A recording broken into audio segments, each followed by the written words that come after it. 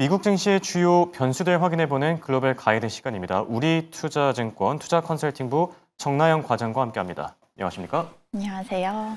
자, 트럼프 대통령의 감세안이 결국 하원을 통과했습니다. 지금 상원에 향하는 과정에서 진통이 있을 것이다 이런 다양한 얘기들도 있고 또 이것 외에도 오늘 두 가지 토픽을 더 준비해 주셨는데 우선 오늘 준비한 내용들부터 간단히 한 번씩 짚어주시겠습니까? 네, 오늘의 이제 주제 세 가지는 사실 네. 좀 연결이 되어 있는 주제들입니다. 좋습니다. 예. 우선 트럼프가 이번에 통과한 감세안을 동반해서 계속해서 시행을 하고 있는 정책들이 이 레이건 전 대통령이 예. 시행을 했던 정책들과 유사하다라는 점에서 예. 미국의 어떤 재정 적자 문제를 한번 짚어볼 예정이고요. 이 재정 적자 문제가 불거질 때 같이 또 등장하는 이야기가 있습니다. 최근 나타나고 있는 현상이기도 한데요. 미국의 국채금리 강세입니다. 그렇죠. 더불어서 미국뿐만 아니라 일본이나 유럽에서도 국채금리 강세가 나타나고 네, 있는 맞습니다. 점 확인해 보려고 합니다. 마지막으로 그렇다면 이 국채금리 강세로 인한 이제 피해들이 좀 있을 수 있는데 거기로부터 과연 한국은 그러면 네. 자유로운가? 한국의 재정 그렇죠. 건전성까지 좀 마지막으로 살펴보려고 합니다. 좋습니다. 오늘 내용이 아주 연결고리가 잘 지어진 것 같은데요. 자, 그럼 우선 감사안부터 저희가 확인해 볼까 하는데 트럼프 대통령과 레이건 전 대통령의 이 정책을 비교한다. 어떤 차이점들이 있습니까? 네, 우선 경제 정책을 살펴보면 굉장히 많이 닮아 있습니다. 먼저 첫 번째로 감세가 있고요. 두 번째로 규제 완화가 있습니다. 이 레이건 대통령이 추구했던 것이 감세를 해주고 또 규제를 완화를 해줌으로써 미국 내부에서의 경제 활동을 활성화시켜서 미국 경제를 더욱더 건강하게 만들겠다라는 목표를 가지고 있었는데요. 트럼프도 사실 마찬가지입니다. 어제 저녁에 미국 하원에서 통과가 된 감세 법안을 포함해서 법인세나 개인소득세 감세를 주장하고 있고요. 그렇죠. 더불어서 환경과 금융 관련된 규제가 완화된다라는 점도 이번 감세법에 함께 포함된 내용입니다. 더불어서 무역관도 상당 부분 좀 유사한데요. 레이건은 자유무역을 추구했고 트럼프는 보호무역주의를 추구한다라는 점은 다르지만 이 무역과 관련해서 대상국을 선정하는 방식이 좀 유사합니다. 그렇죠. 이전에는 미국을 대상으로 많은 수출을 일으키고 있었던 일본이 대상이었고요. 이번에는 그 이제 대상국이 바뀌었죠. 미국을 대상으로 수출이 굉장히 많이 일어나고 있는 국가 바로 중국과 그렇죠. EU가 대상입니다. 더불어서 무역과 또 연관성이 높은 외환 정책 역시도 비슷합니다. 1985년 플라자 합의 많이들 그렇죠. 알고 계실 텐데요. 이를 통해서 인위적으로 좀 달러 약세를 추구를 했었죠. 트럼프 역시도 좀 비슷한 모습을 보여주고 있습니다. 지금 2025년 들어서 계속해서 말어라고 합의다라는 그렇죠. 얘기들이 계속해서 나오고 있는데요. 중국이나 이제 일본 등과 이제 협상을 하고 있다라는 얘기가 들려오고 있고 이를 통해서 트럼프가 추구하는 것은 달러 약세다라고 판단이 됩니다. 더욱이 이번 주에 또 하나 발표가 된 것이 있는데요. 트럼프가 우주 정책을 내놨습니다. 내놓은 구체적인 내용을 좀 살펴보면 우주에 관해서 골든돔 프로젝트를 좀 구체화하면서 발표를 하기도 했는데요. 이 골든돔 프로젝트 무려 총 비용 1,750억 달러, 한화로 따지면 244조 원에 해당하는 굉장히 대규모 비용을 발생시키는 정책입니다. 문제는 이 트럼프가 이 백악관에서 이 발표를 하면서 대놓고 얘기를 했습니다. 레이건이 하고자 했던 스타워즈 프로젝트를 내가 다시 한다라고 얘기를 했고요. 이 앞에서도 제가 말씀을 드렸지만 지금 트럼프의 하나의 크고 아름다운 법안, 감세, 그리고 친환경 정책, 보조금 등의 폐지 등을 포함하고 있는데요.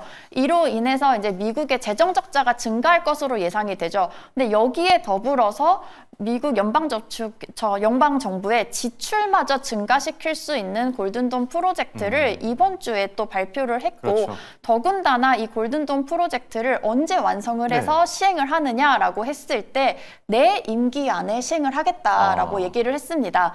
2019년 연초가 되겠는데요. 그렇게 되면 사실 지금으로부터 4년도 남지 않은 기간 동안 미국 연방정부가 한화로 약 240조 원 이상을 지출한다라는 얘기 얘기가 되기 때문에 요번 주 들어서 미국의 재정 적자에 대한 우려가 높아질 수밖에 없는 요인이었습니다. 네. 확실히 얘기를 듣다 보니까 레이건 전 대통령 행정부와 상당히 경제 정책들이 많이 비슷한데 그때 당시의 경제 정책을 살펴보면은 어떻게 보면 우리에게도 또 해법을 잘 찾을 수 있지 않을까 생각이 들기도 하고요. 자, 말씀해주신 내용에 이어서 국채 금리 지금 계속해서 상승 압력을 받고 있습니다. 오늘은 뭐 소폭 하락하긴 했지만 그래도 지금 위험 수위를 계속 넘나들고 있거든요. 어떻게 보고 계십니까? 네, 미국 국채 금리가 5월 21일에 재차 10년물 기준으로 4.5% 그리고 30년물 기준으로 5%를 넘어섰고요. 어젯밤에는 일시적으로 10년물이 4.6%를 그랬었죠. 터치하기도 예. 했습니다.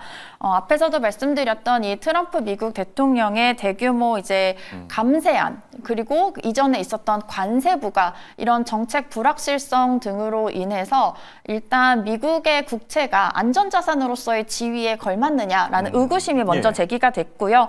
더불어서 앞에서 얘기했던 감세 법안이라던가 대규모 지출 예정이 된다라는 점에서 미국의 재정 적자 심화가 우려가 되기 때문에 국채 금리가 계속 상승 압력을 받고 있다라는 얘기가 됩니다. 문제는 이 미국뿐만 아니라 일본에서도 비슷한 현상이 나타나고 있는데요. 일본에서는 7월에 참의원 선거를 앞두고 대규모 재정 지출 그리고 그로 인한 국채 매각 증가가 전망이 됨에 따라서 이번 주에 진행된 일본의 장기 국채 입찰에서 수요 부진을 확인을 그랬었죠. 했습니다. 때문에 20년물 국채 금리가 21일 중에 2.575%로 25년 만에 최고치를 기록을 하기도 했고요. 또한 선진국이다라고 한다면 우리가 미국, 일본, 유럽을 많이 얘기를 하는데요. 네. 유럽에서도 유럽 각국의 국채 발행이 증가를 하면서 국채 금리가 강세를 보이는 모습이 나타나고 있습니다. 그럼 이렇게 국채 금리가 증가할 때 문제가 무엇이냐라고 좀 궁금하실 수가 있을 것 같은데요. 앞에 보시는 그래프 보시면 일단 윗부분에 이제 조금 옅은 분홍색으로 나온 부분이 국채 이제 발행을 했을 때 거기에 따른 이자 부담이 되겠고요. 그 밑에가 재정 적자로 인해서 미국 정부나 이제 그 한 정부가 돈이 없기 때문에 국채를 발행해서 그 재정 적자를 충당을 하게 됩니다. 이렇게 됐을 때 그 발행한 국가 국채가 바로 국가의 부채로 남게 되는데요. 그렇죠. 이 두 가지 요인이 합쳐져서 한 정부가 모두 부담하고 있는 채무 부담으로 작용을 하게 됩니다. 근데 우리가 지금 직면하고 있는 상황이 미국에서 재정 적자 증가가 예상이 된다라고 말씀을 드렸죠. 그렇죠. 바로 이 아랫부분, 우리가 개인으로 따지면 대출 원금에 해당하는 부분인데요. 이것이 증가한다라는 얘기가 되고요. 또 앞에서도 말씀드렸지만 이 대출 원금을 충당하기 위해서 국가 재정 적자를 충당하기 위해서 국채 발행을 증가합니다. 수요 증가의 원리에 따라서 공급이 증가하기 때문에 가격이 하락하고요. 국채의 가격이 하락한다는 얘기는 국채 금리가 올라간다라는 이야기가 됩니다. 문제는 이 국채 금리가 올라갈 때 보시는 그래프에서 윗부분에 해당하죠. 이자 부담. 이자 부담은 전체 내가 빌린 규모에 대해서 이자율을 곱해서 산정이 되게 되는데 바로 이 이자율에 해당하는 국채 금리가 상승하기 때문에 미국에서 이 재정 적자가 늘어난다라는 부분은 앞에 보시는 지금 이 미국의 어떤 채무 부담, 정부의 채무 부담이 생각보다 더 빠르게 증가할 수 있다라는 우려로 이어지게 됩니다. 또 이렇게 안전자산인 또 채권 금리가 올라가게, 특히나 선진국의 국채 금리가 올라가게 된다라고 한다면 내가 예금을 넣어놔도 예를 들어서 3%밖에 이자를 받지 못하는데 미국이라는 한 나라의 국채에서 4%, 5% 이자를 받을 수 있다라고 한다면 더욱더 신흥국 그리고 위험자산인 주식시장에 대한 수급이 부족해지는 효과가 발생하게 됩니다. 굳이 뭐 투자할 필요가 없다 이렇게 되는 거죠. 네. 네, 맞습니다. 자, 이렇게 위험 요인들까지 살펴봤는데요. 그렇다면 우리나라가 과연 이로부터 자유로울지, 사실 뭐 부채 얘기, 국가 채무 얘기하면은 우리나라도 빼놓을 수가 없을 것 같은데 한국에 미칠 영향은 어떻습니까? 네, 사실 한국 시장에서는 그저께 시장만 보더라도 네. 미국에서 이미 이런 재정 적자에 대한 우려, 국채금리가 10년물 국채금리가 4.5%를 넘었음에도 불구하고 한국 시장은 강세를 보이기도 했습니다. 그렇죠. 그만큼 한국 시장이 지금 전 세계적인 또 선진국을 중심으로 한 재정 건전성이나 국채금리 상승에 대해서 조금 둔감하지 않나라고 생각이 되는 예. 부분인데요. 문제는 한국 역시도 이 국가 채무, 재정 건전성으로부터 지금은 자유롭지 않은 시기다라고 판단이 됩니다. 한국의 경우에 코로나 전만 하더라도 연평균 재정 적자가 사실 30억 원을 하회했었습니다. 네. 그런데 코로나가 발생한 2019년 50조 원을 돌파를 했고요. 이후에 2020년부터 2024년 기간 동안에는 연평균 재정 적자가 약 100억 원 수준으로 네. 굉장히 빠르게 증가를 했습니다. 예. 이에 따라서 이 한국의 정부가 지고 있는 국가 채무 역시도 증가하고 있는 추세인데요. 보시는 그래프에서 지금 선으로 나타나고 있는 것이 누적되어 있는 우리나라의 국가 채무 수준이고요. 문제는 이 대출도 개인도 우리가 DSR 같이 이렇게 소득을 통해서 얼마나 내가 이것을 잘 상환할 수 있는가가 또 핵심이죠. 그렇죠. GDP 대비 비율로 본다라고 했을 때도 2019년 한국의 국가 채무는 GDP 대비 37.6%였는데요. 2023년에 50%를 돌파를 예. 했고요. 이 수준은 점점 높아지고 있는 것으로 추정이 됩니다. 특히 2025년만 하더라도 4월에 추경안이 통과를 했죠. 이 추경으로 인해서 국가 채무가 이미 1279조 원을 지금 돌파를 했고요. 예. 또한 지금 우리나라는 6월에 이제 대선이 있고 나면 신정부가 들어서게 됩니다. 많은 이제 대선 후보들의 공약을 들어보시면 아시겠지만 재정 지출 증가가 더욱더 빠르게 증가할 것으로 예상이 된다라는 점에서 올해 말이 되면 한국 역시도 이 재정 건전성 문제가 불거질 수 있는 우려가 있다라는 점 유의하시면 좋을 것 같습니다. 좋습니다. 자, 끝으로 우리 증시에 대한 투자 전략까지 세워볼까 하는데요. 지금 감세안과 관련해서 잡음이 끊이질 않고 있는데 어쨌든 트럼프 행정부는 우리가 한 뭐 6월에서 7월 정도까지는 이거를 통과시킬 거다 이렇게 목표를 내세우고 있거든요. 앞으로 우리 증시에 미칠 영향과 함께 힌트는 어디서 찾아볼 수 있겠습니까? 네, 오늘 우리나라 증시는 아무래도 이 하나의 크고 아름다운 법안 통과됐다라는 소식이 네. 악재로 작용할 가능성이 높다라고 보여집니다. 물론 어젯밤에 미국 시장에서는 해당 법안이 하원을 통과했다라는 것이 트럼프의 어떤 리더십에 대한 불확실성을 좀 제거했다라는 네. 점과 상쇄가 되면서 조금 상승을 하기도 했었죠. 또한 어제 장중에 미국 국채 금리가 굉장히 높았던 수준에서 소폭 내림세를 보인 점도 저가 매수세 유입으로 이어진 것으로 그렇죠. 보여집니다. 다만 우리나라 증시 같은 경우는 이 하나의 크고 아름다운 법안에 포함된 내용 중에 무엇이 있느냐라고 했을 때 IRA 그렇죠. 법안과 관련이 있습니다. 친환경 정책에 대한 보조금이라던가 수혜 부분을 축소하거나 아예 폐지하는 내용들이 포함이 되어 있습니다. 따라서 해당 부분에 해당되는 이제 업종들이 우리나라에 좀 다수 분포하고 있죠.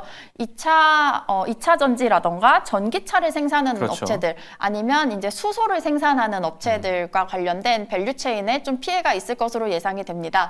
물론 해당 법안이 이미 법으로 발의가 된 것은 아닙니다. 예. 일정을 좀 살펴보면 어제 하원에서 통과가 된 이후에 6월 중에 이제 미국 상원에서 논의가 되고 또 표결에 붙여질 예정이고요. 근데 공화당에서의 지금 목표는 7월 4일이 미국의 독립기념일입니다. 이전에 트럼프의 책상 앞에 이 법안을 딱 놓고 상원 통과까지 받은 이후에 놓고 트럼프가 서명을 하게 됩니다. 그렇죠. 그렇게 되면 7월 중에 이 하나의 크고 아름다운 법안이 이제는 안이 아니라 실제 법으로서 발효가 될 것으로 예상이 되고 있고요. 물론 그 과정 중에서 안 될 수도 있겠지만 우선 첫 번째 관문인 하원을 통과했다라는 점에서 우리나라 입장에서는 이 IRA 법안과 관련된 보조금 폐지, 축소 폐지 우려가 높아졌다라는 점이 오늘 좀 악재로 작용할 것으로 예상을 합니다.